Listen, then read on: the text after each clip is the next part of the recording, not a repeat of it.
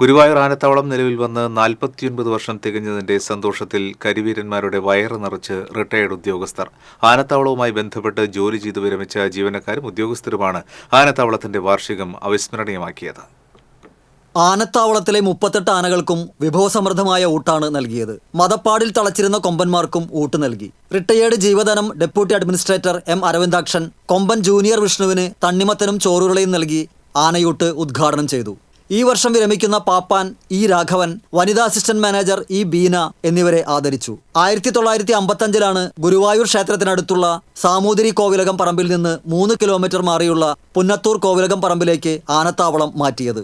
ഗുരുവായൂർ കേശവൻ അടക്കമുള്ള ആനകൾ ഘോഷയാത്രയായി എത്തിയാണ് അന്ന് ഗൃഹപ്രവേശം കെങ്കേമമാക്കിയത്.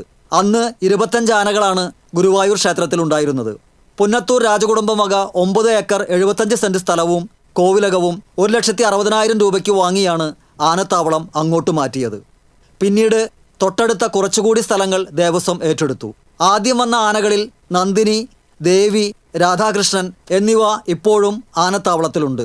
ആനത്താവളത്തിന് 50 വയസ്സ് പൂർത്തിയാകുന്ന അടുത്ത വർഷം വിപുലമായ പരിപാടികൾ സംഘടിപ്പിക്കാനാണ് സംഘാടക സമിതിയുടെ തീരുമാനം. TCV news, Guruvayur.